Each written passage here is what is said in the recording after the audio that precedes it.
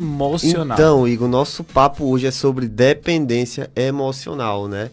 E é um assunto muito importante, tá? Para a atualidade. Hoje em dia nós nos deparamos, ou muitas pessoas não se deparam, que podem estar em um relacionamento e desenvolvendo padrões de dependência emocional. Então vamos num conceito bem básico, né, Igor? De onde parte a dependência emocional? O que é a dependência emocional? Sim. Basicamente, no conceito, né, a dependência emocional, o próprio nome já fala, é um excesso de dependência, tá? Estamos falando aqui de excessos e como eles podem afetar negativamente uma pessoa. Todo excesso é prejudicial. Todo excesso é prejudicial, principalmente quando se fala em dependência emocional, tá? Então, a dependência emocional, ela é esse excesso de dependência de outra pessoa. Ou de alguém também? Ou de alguém, né? Não, De outra de pessoa, algo ou de alguém. de algo ou de alguém, né? Ah, sou dependente do meu cachorro. Você tem um afeto por ele. É uma dependência emocional?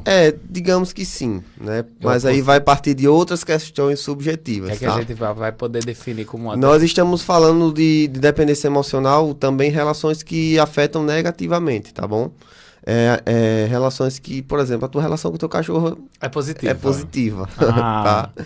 Por isso que eu falei que parte de padrões subjetivos também, tá bom? Então, essa... Aceita um cafezinho? Por favor, um cafezinho quente, Um bom papo também. ótimo. Vai. A dependência emocional, ela gera esse fato de que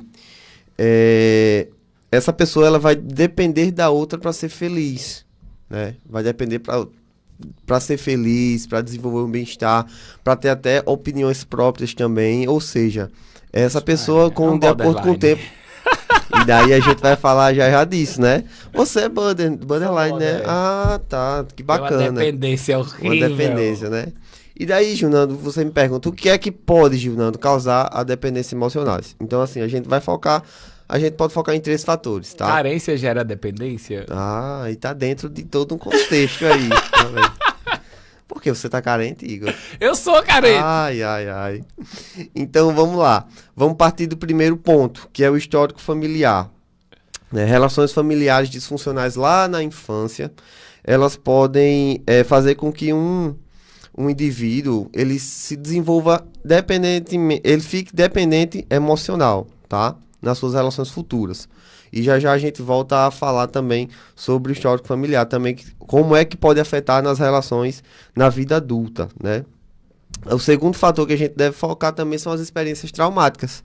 Em pessoas que tiveram relações traumáticas, experiências traumáticas no seu cotidiano, ou seja, experiências de abandono, de rejeição, faz com que elas busquem ainda mais uma segurança emocional em outras pessoas, certo?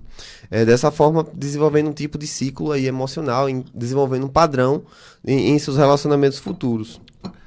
Nando, posso fazer uma favor. interrupção? Da que você falou sobre abandono e tal.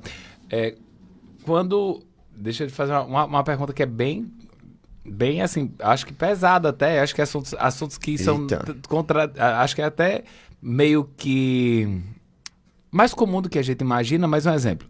Separação de pais pode ajudar a desencadear isso? Essa, como você falou, quando a gente tem uma... Sim. Tá vendo? Uma dependência. Não é essa dependência, você diz que esses Rejeição, traumas, essa sim, rejeição, sim, você sim. pode se sentir rejeitado, porque às vezes, muitas das vezes, o filho tem que optar, você vai ter que ficar com a mãe ou com o pai, e na verdade ele queria ficar com os dois, ou uma rejeição na escola por você não fazer parte daquele grupinho, daquela turminha.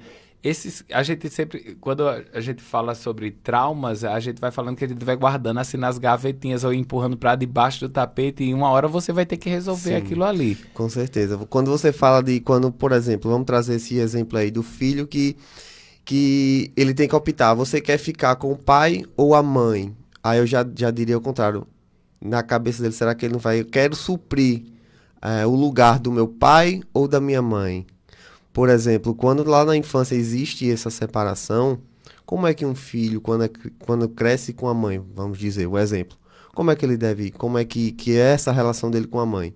Nossa, eu vou ter que suprir um papel de pai aqui na minha família, eu vou ter que sempre cuidar da minha mãe, e daí ele leva essa crença para a sua vida adulta e sendo formada durante toda a sua infância, adolescência. Quando chega na vida adulta, como é que pode estar esse adulto? Ele ter dificuldades em relações.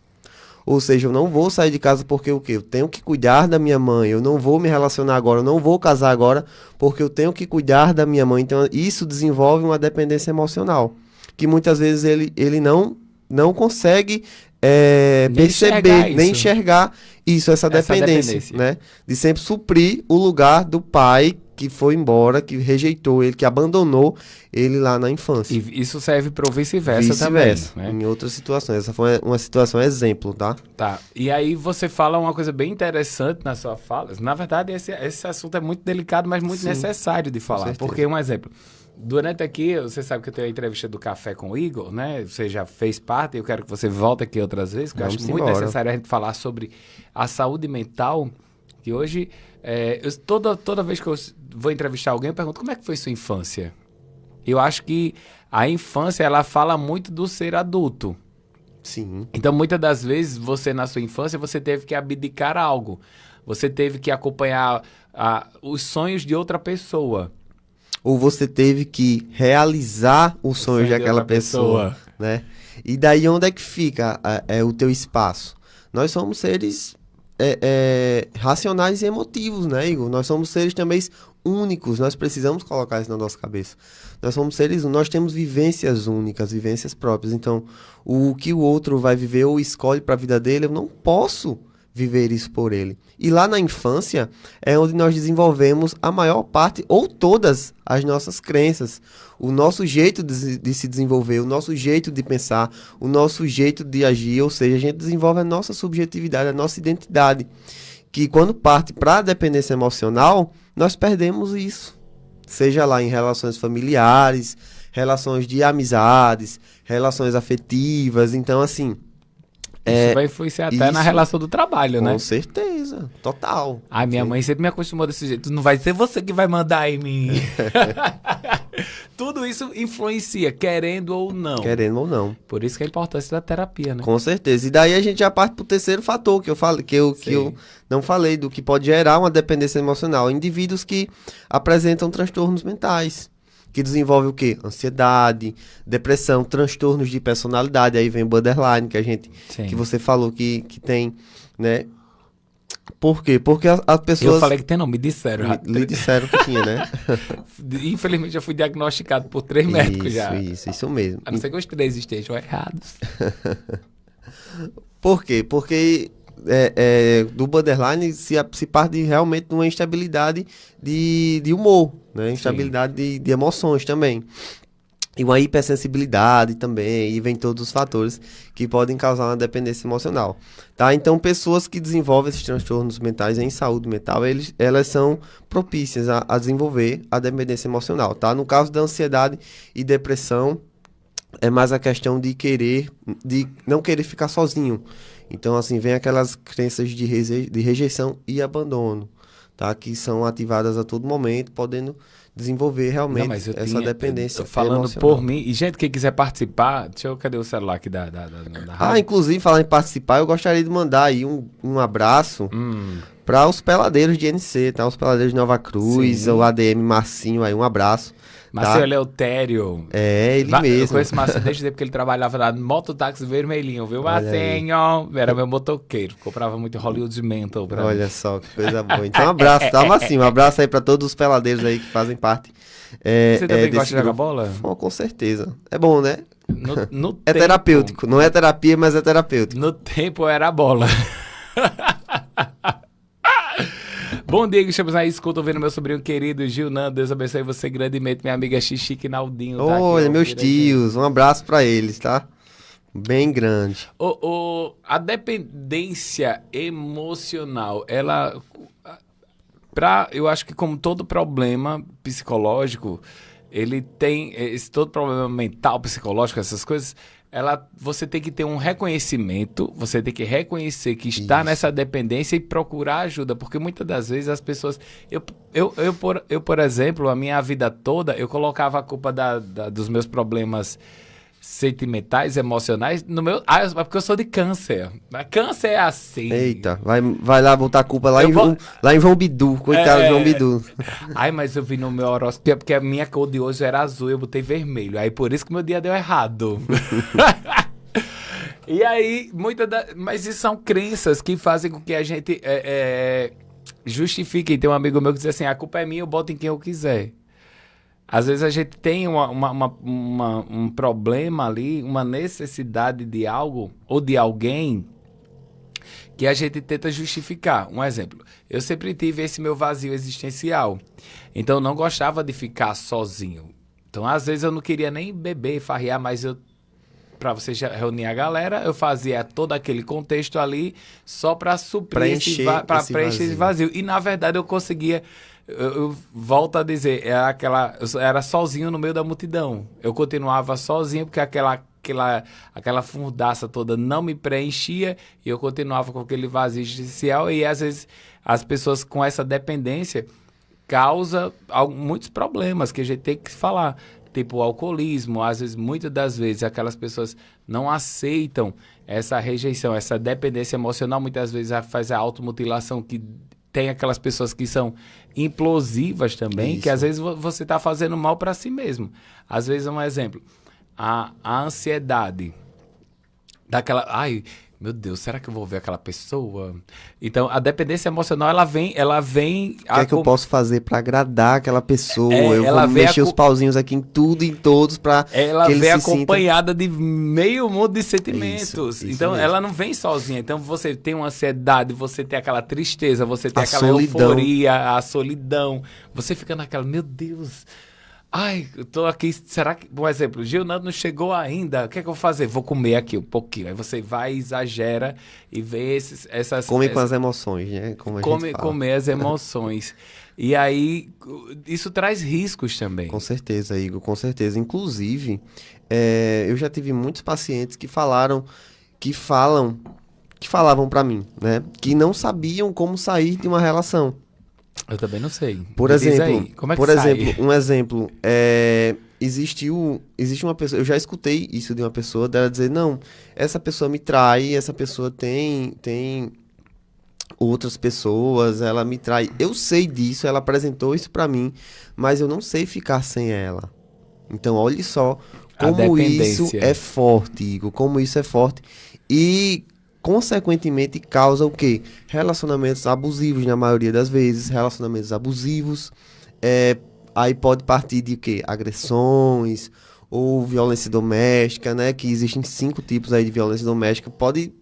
A pessoa fica, ou seja, ela fica vulnerável ao extremo. Ela fica submissa ao extremo. Violência financeira, violência emocional. Isso. Porque eu dizia assim, mas eu queria uma moto.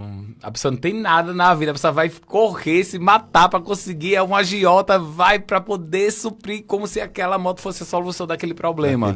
E quando eu digo a moto, gente, é só um exemplo, tá? Às vezes,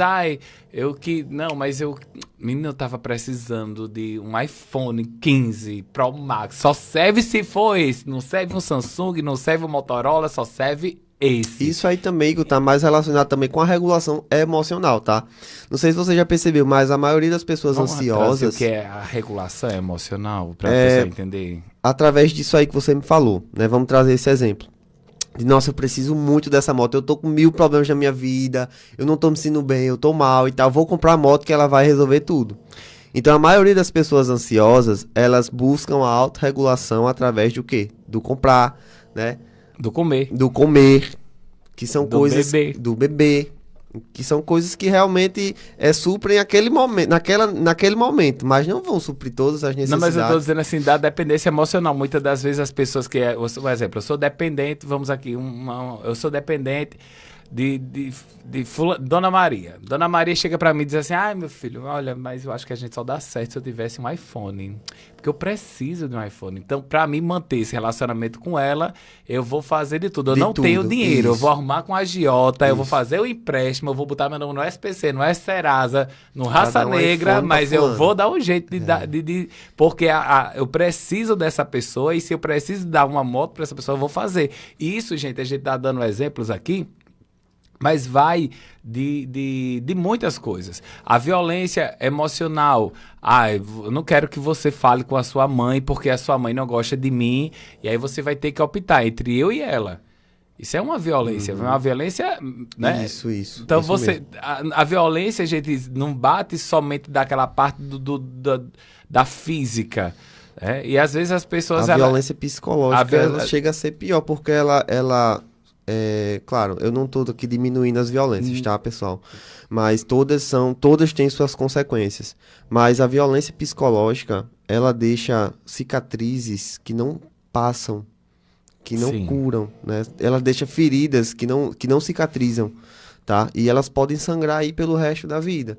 E essas consequências, elas vão ao longo do tempo. Tá? Então aí, quando você me fala sobre essa dependência, esse medo de ficar sozinho, essa rejeição que é ativada nas minhas crenças, essa fala muito sobre isso, né? Então imagine só como uma pessoa ela sofre partindo do ponto de que, meu Deus, eu tenho que fazer de tudo para que essa pessoa ela não saia da minha vida. E aí onde entra um relacionamento muitas vezes abusivo, porque aquela pessoa também vai partir da moral da outra pessoa, tá? Eu sei que ela precisa de Aquela mim. pessoa, eu sei que ela precisa de mim, eu sei que eu posso O que eu fazer pedi, de tudo aqui, o que eu pedir ela vai me dar.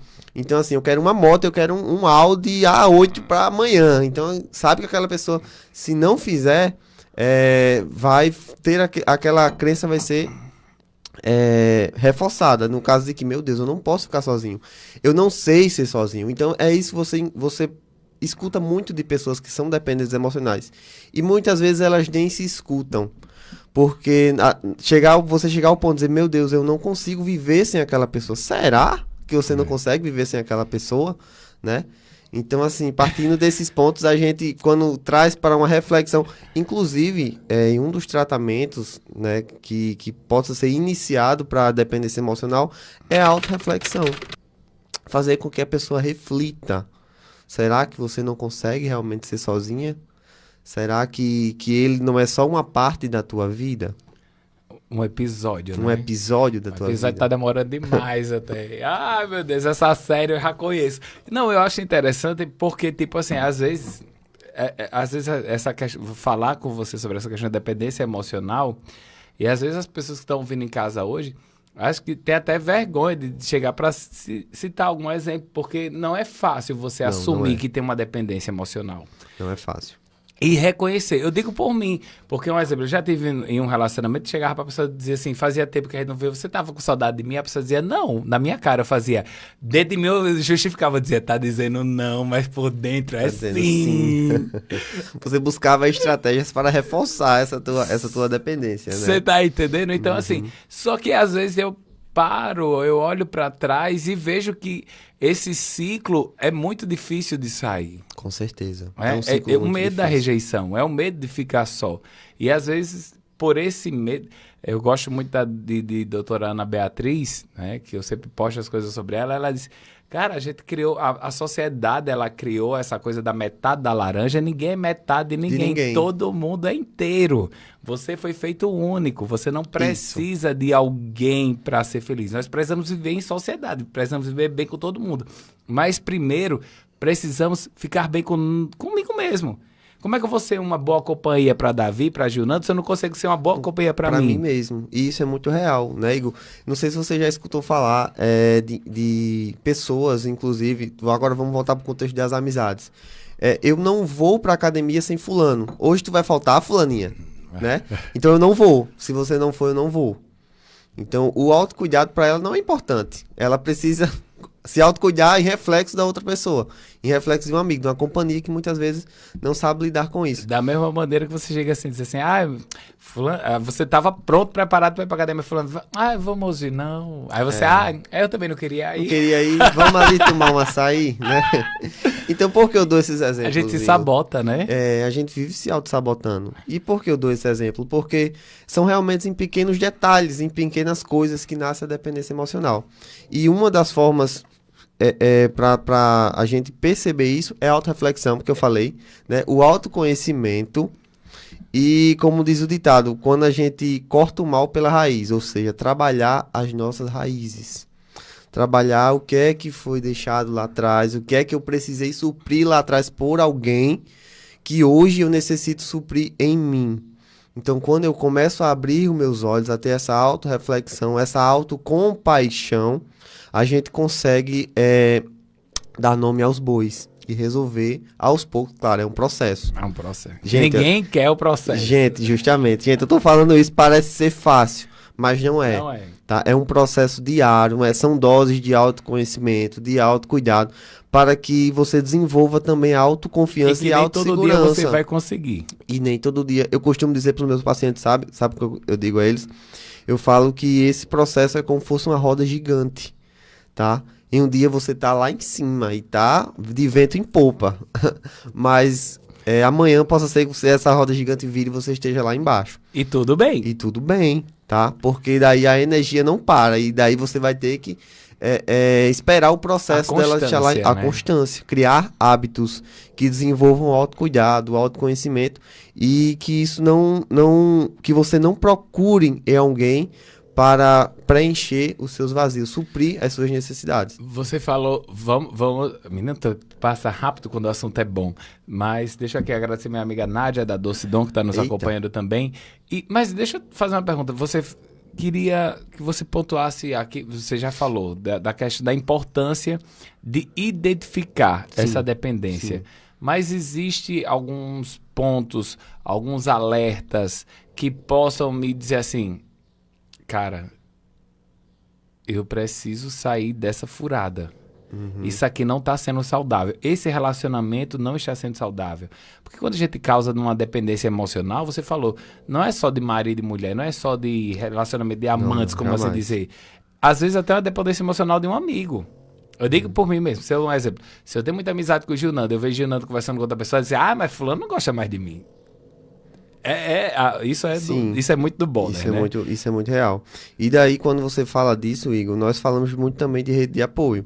Porque geralmente uma pessoa que é dependente emocional, ela não consegue se enxergar nessa condição psicológica, nós dizemos, né? De necessitar excessivamente de outra pessoa. Então, quando a gente fala sobre identificar isso, a gente precisa de uma rede de apoio primeiramente.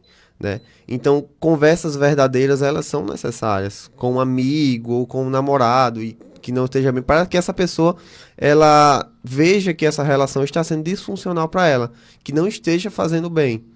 E daí, quando é feito primeiramente essa reflexão com ela, aí é um ponto de partida, para que ela busque cada vez mais se conhecer, entender os seus limites, entender a necessidade de dizer não. Porque quem é dependente emocional vive com insins na cabeça. E se eu não fizer, o que é que vai acontecer? Né? E se eu não fizer, essa pessoa vai me deixar sozinha e tudo mais.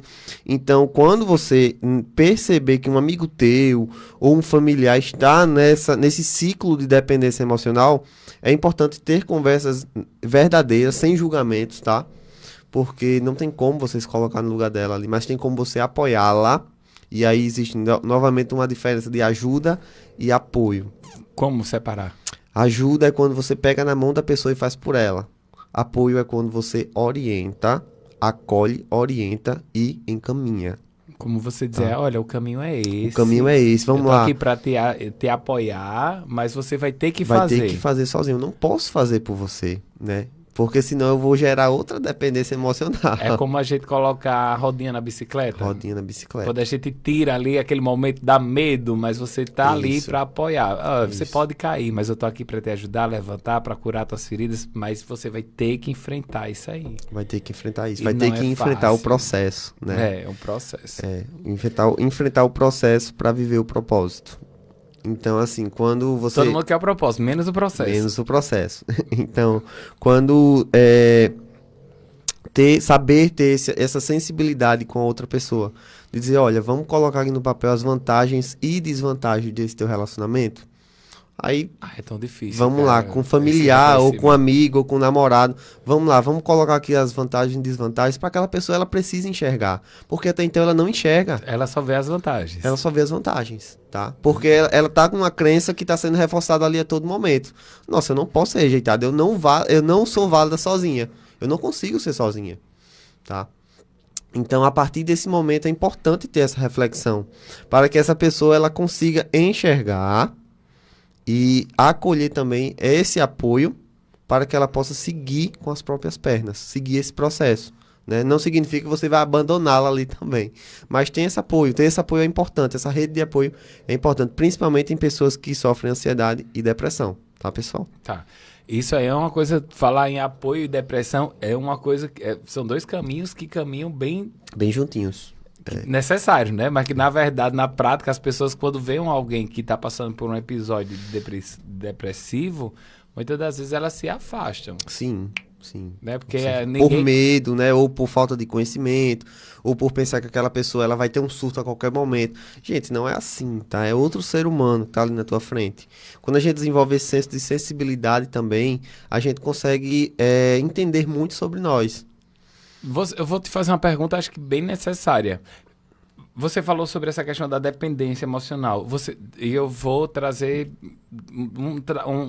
trazer um pouco, até viu a propaganda do que você está fazendo junto com os adolescentes, sim, lá na, né? Sim. Da rede de apoio lá do grupo que vocês estão participando com os adolescentes.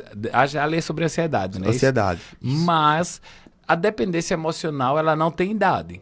Não. Criança tem dependência emocional? Sim. Idoso tem dependência emocional? Isso, tem sim. Adulto tem? Com certeza. E daí, ou só os aborrecentes? E daí a gente parte do princípio de que até onde essa dependência emocional é funcional para mim. Existe dependência emocional funcional? Claro, o bebê lá na infância, ele precisa da mãe, ele é dependente da mãe para viver, né? Para entender como é que funciona e tudo mais. Mas a partir do momento que isso é quebrado lá num trauma de infância ou numa infância disfuncional, como eu te falei, como eu coloquei o exemplo da criança que precisou suprir o lugar do pai, isso aí já passa a ser disfuncional, tá? E essa dependência vai gerar nele lá no futuro e vai criar um adulto com dificuldades de se autoconhecer e de lidar com essas frustrações nas suas relações, tá, Igor?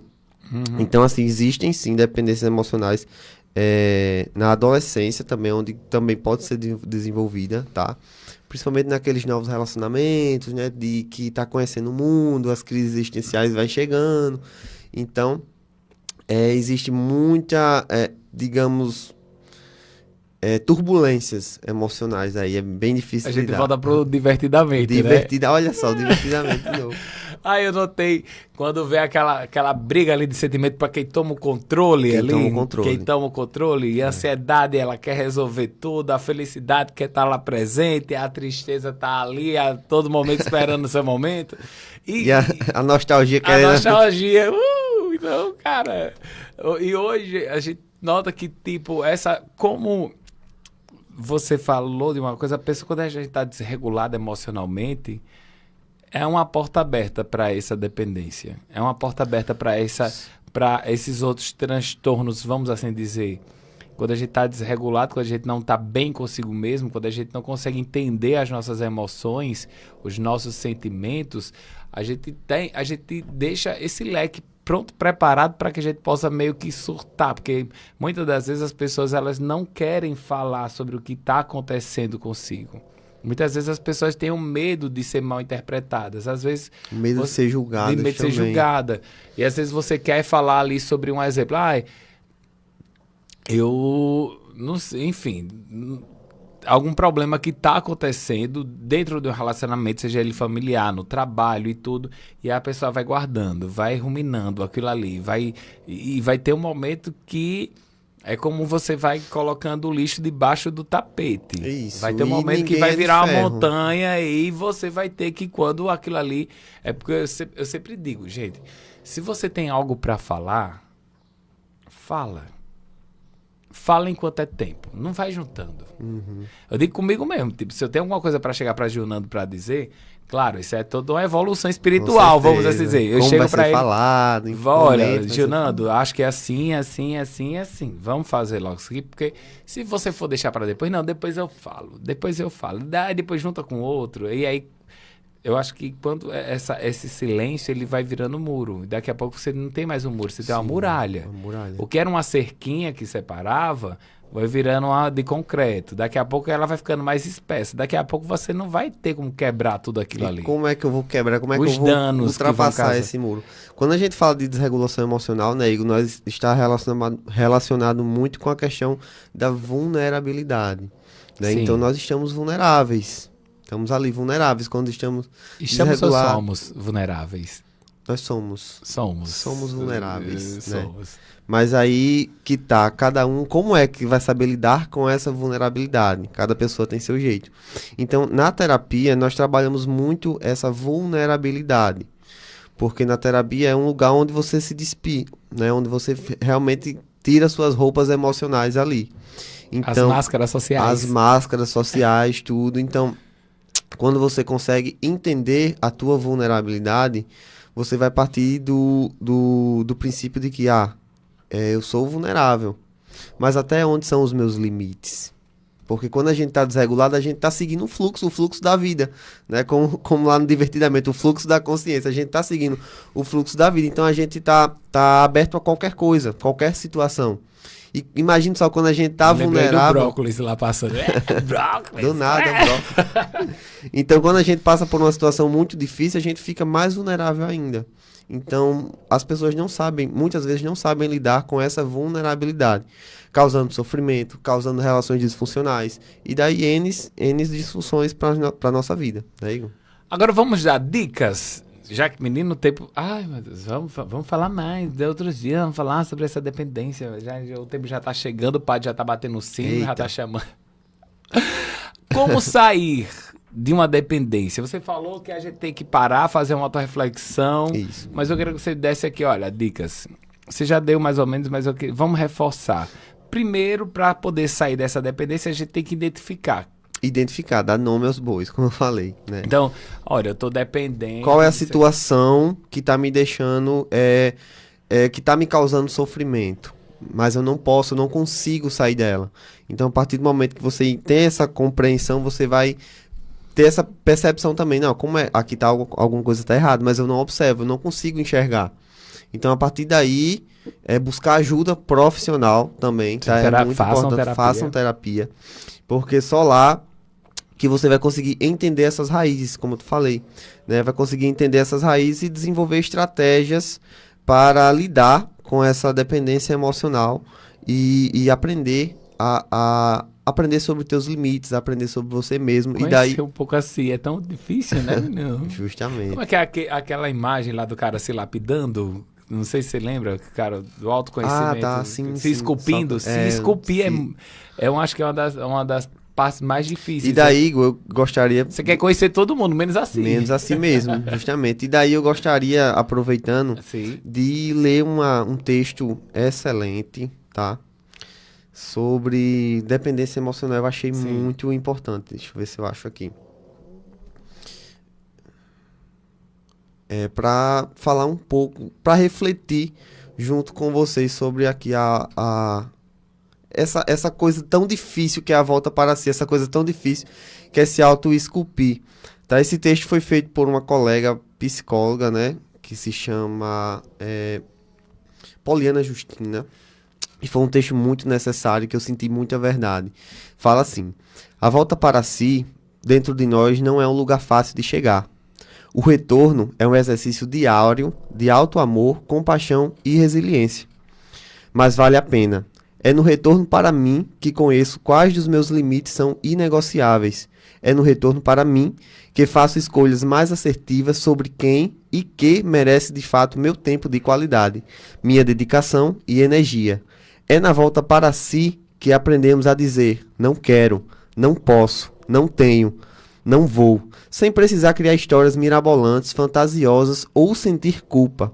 É na volta para si que as paixões são avaliadas com calma, que o desejo é sentido intenso e que amar vira um exercício diário e não uma necessidade para suprir buracos. É na volta para si que a comida tem mais sabor, que o corpo ganha novos mapas, que a mente pede amplitude e os olhos vislumbram horizontes mais bonitos. Repito, dentro de nós não é lugar fácil de chegar, mas é bonito. Pesado, viu? Mas necessário dentro de nós, não é um lugar fácil Não de é um chegar. lugar. A volta para si é árdua, né? Mas vale a pena. Tem alguma dica? Tem uma coisa que eu só gosto com o Henrique e Juliano, chamado recaída. Como evitar uma recaída? Uma recaída. Eita. Sim. Aí, É porque, tipo, você tem uma dependência. A gente sabe desse processo que não é fácil de você se distanciar, porque, querendo ou não, você vai vivenciar um processo de um luto. de um luto. Você vai viver, você vai perder alguém que você achava que não podia viver sem. Você vai ter que aprender a viver sem aquela pessoa, sem aquele alguém que estava causando essa dependência. E eu tô ali, tô curando minhas feridas, minhas cicatrizes ainda estão abertas. E de repente essa pessoa aparece voltando dizendo que tudo vai mudar. Como é que você Aí pode não recair? tem um remédio ótimo para isso. Que você vai precisar tomar diariamente. Sem. Vergonha na cara. São doses diárias de autoconhecimento e autocuidado. Tá? Então, assim. Desenvolva estratégias ou rotinas que estimulem essa volta para si, né? Que você tenha esse amor de se cuidar. Então, primeiramente, começa com a criação de novos hábitos, ou seja, uma rotina de autoamor, de autocuidado, de autoconfiança. Porque quando você está com esses fatores aí lá em cima, com a tua autoestima lá em cima, não vai ter ninguém do mundo, nem pintado de ouro, aquele ex que quando bate na porta, quando você tá com tudo isso lapidado, né? Não vai ter... Não vai ter volta. Mas é de desespero. Ai, meu amigo Gil Nando, muito obrigado, meu Valeu, querido. Igor. Que Papai do que Céu te agradeço. abençoe sempre. Seja essa pessoa iluminada, que ajuda as pessoas a verem o melhor de si. Eu acho que é muito complicado para alguém que está ali no fundo do poço conseguir enxergar essa beleza que a gente somos únicos, somos inteiros. Eu digo por mim, né? Muita gente... ser borderline é uma das coisas mais difíceis, eu acho. Muito complicado. Porque às vezes às vezes eu tenho raiva de mim mesmo. Às vezes o pessoal... Eu digo por mim. Eu tenho uma dependência emocional muito grande. Eu não consigo, um exemplo. Eu faço um trabalho, eu fico, tá horrível, povo, tá lindo, tá maravilhoso, tá uma porcaria. E eu tenho essa autodepreciação, eu não gosto, às vezes não gosto de quem eu me vejo no espelho. As pessoas, menino, você tá linda, maravilhosa. Então, assim, é muito complicado você lutar contra si mesmo. E quando você falou da importância do autoconhecimento, de conhecer a si mesmo, acho que é uma das coisas mais difíceis. Porque durante esse processo terapêutico, ter que me conhecer, saber que eu funciono assim, é muito difícil. Demais. Não vou dizer a você que fazer terapia é fácil. Porque, primeiro, como você falou, não adianta você chegar... É igual você ir para o médico. Fazer terapia é a mesma coisa você ir para o médico. Você não vai chegar lá... Para você ir para o médico, para ele solucionar seu problema, você tem que dizer o que você está sentindo. Ele não tem como adivinhar. E às vezes é muito difícil dizer o que você sente. Sim. É muito difícil identificar o que você sente. Né, Sim. Igor? Então, quando nós somos estimulados também de certa forma, né, da maneira correta. Não existe um manual, na verdade. Sim. Né? Mas quando nós somos estimulados e acolhidos de forma que você se sinta à vontade para voltar para si, aí que está o diferencial. Né? Porque não é só chegar na terapia e dizer, eu tô isso, ou se não chegar na terapia e dizer, olha meu celular, tá tudo aí. Não é assim. Não é. Tá? Não é assim.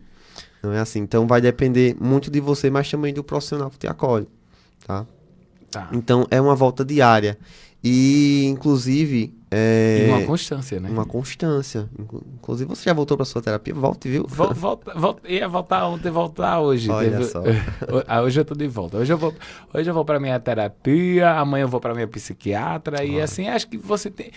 É como a gente disse, não é fácil. Não é fácil. Mas esse processo é necessário. Necessário, para que a gente possa crescer. Eu digo porque eu já passei por poucas e boas e talvez... Eu sempre digo, desistir não é uma opção. Não é uma opção. Né? A gente não pode botar essa palavra desistir em nada. Se desistir, que seja de coisas ruins. Né? Desistir de um relacionamento que lhe faz mal, de um relacionamento tóxico, seja ele amoroso, financeiro, no trabalho. Cara, se você tem um trabalho que não traz felicidade, que você Não é que vou ficar... Eu vou ficar desempregado? Peraí, não. Vou trabalhar aqui Será paralelo. que você vai ficar desempregado? Não. Ou é só uma crença sua sendo Uma reforçada? dependência, né? Que às vezes você cria pensamento disfuncional aí. Então, meu amor, obrigado. Vamos lá que o padre já bateu, o Cine já tá puxando minhas orelhas aqui, senão ele vai... Valeu, Igor. Um abraço para todos os ouvintes aí, para a equipe da Multidisciplinar. Estamos sempre juntos. Valeu. É sempre bom estar aqui.